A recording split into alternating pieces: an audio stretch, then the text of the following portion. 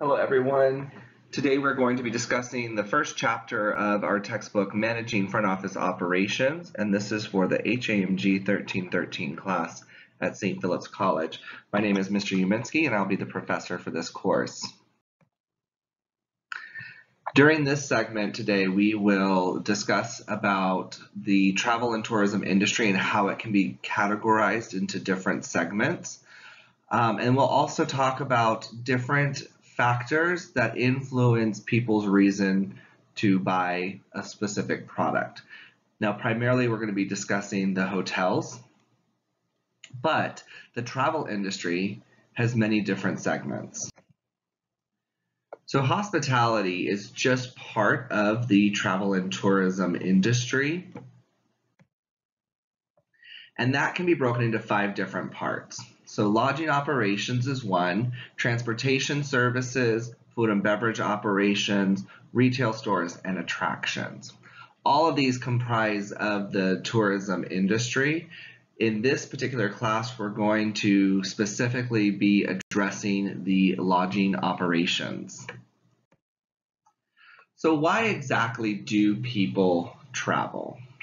In the following slides, there's going to be some questions that you can answer true or false about yourself and the reason why you would potentially consider purchasing a specific hotel room. So grab a piece of paper, grab a pen or pencil, and get ready to mark your answers for these following questions, true or false. I am influenced to stay at a hotel based on a past satisfactory experience, true or false? For me, that is true. I can give you an example. In 2017, I stayed at a Home2 Suites in Franklin, Tennessee, which is about 30 minutes south of Nashville, when I went to run the Nashville Marathon. In 2018, when I returned, I specifically went right back to that hotel because I'd had a great experience in 2017. If you are influenced to stay at a hotel based on the ads of the hotel or a chain of hotels, true or false? So think about if you've seen a commercial or if you've seen an ad online about a specific hotel, if that maybe potentially influenced your decision to go to that hotel. You're influenced to stay at a hotel based on recommendations by family members and friends. So again, think about maybe a time that happened, or if it's not true, then go ahead and mark false. You're influenced to stay at a hotel based on the hotel's location.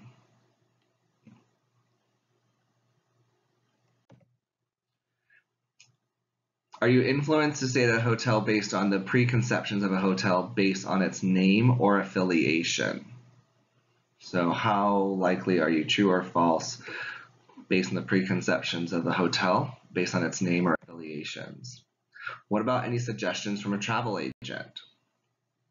If you don't use a travel agent, then the answer probably would be false.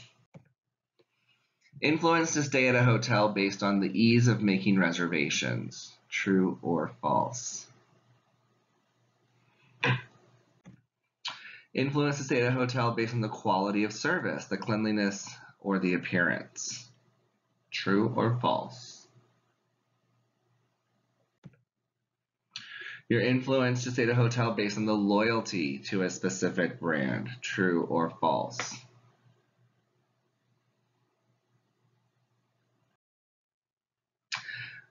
Are you influenced to stay at a hotel based on the frequent traveler or a rewards program, true or false?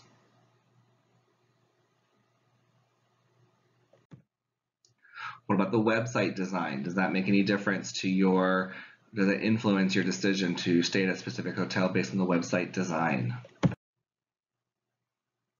How about social media reviews? Does that influence your potential staying at a hotel or not?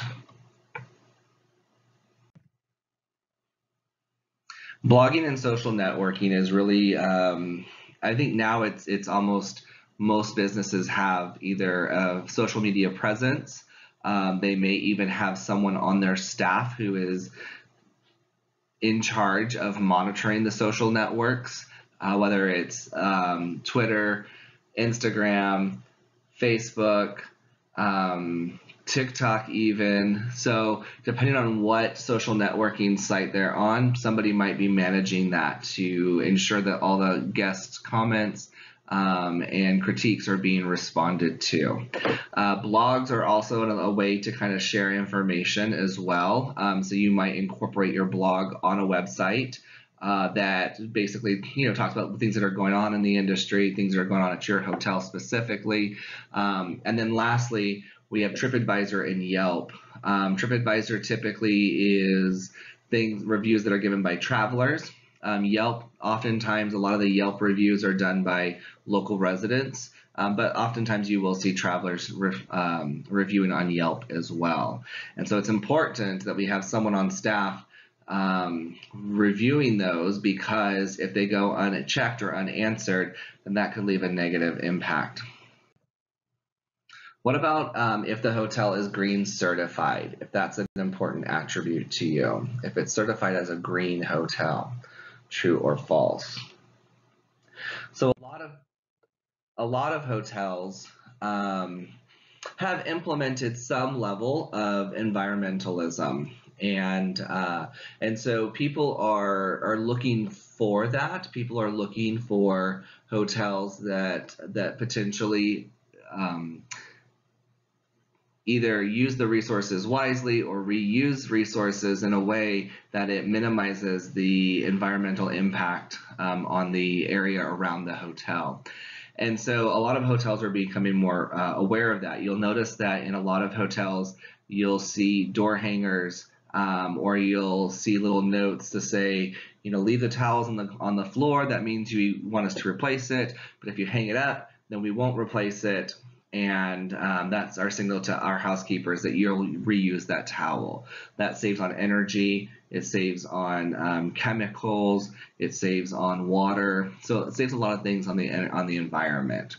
Hotels can get LEED certified or they can enter into an Energy Star program, which basically they have to meet certain criteria to be certified, LEED certified or the Energy Star, meaning that the appliances run are more efficient. The toilets have maybe a dual flush feature, one for liquid waste and one for solid wastes. And so there's lots of different ways that hotels can become LEED certified or Energy Star, part of the Energy Star program.